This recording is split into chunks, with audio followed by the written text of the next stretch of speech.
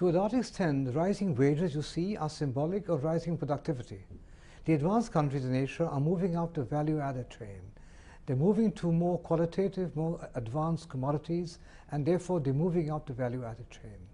It's important because Asia is trying to change its growth model to make it more inclusive, to be move from being dependent on exports and manufactured goods to being more on consumption.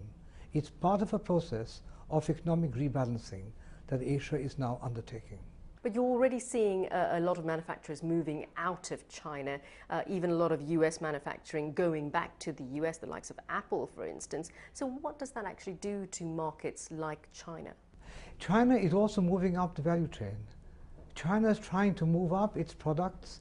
They have rising wages and hopefully rising productivity, so they also are moving up the value chain. It's a process.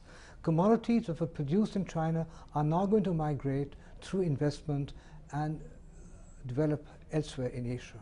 And you say elsewhere in Asia, as countries like China move up the value chain, that invariably means they go to places like Bangladesh. And of course, we know about the issues there. It is governed by where you get unit labor costs are lower. So it is a process we've seen over time in different regions. It's happening in Asia now. It will continue. And don't you think it's a bit of a vicious cycle? Aren't these manufacturers going to go to places that are going to be cheaper and cheaper for them to manufacture their goods? That's part of the process, because as countries develop, as they raise their productivity, they want to move up the value chain. You see countries like China have very high spending on research and development. That is why you see China moving up the value chain. Where does that leave countries like Bangladesh then? Because obviously, as the IMF, you'd be advising them to try to avoid those sort of issues, advising them to move away from that middle income trap. Well, it comes down to investment in social sectors, in infrastructure, in public education, in public health.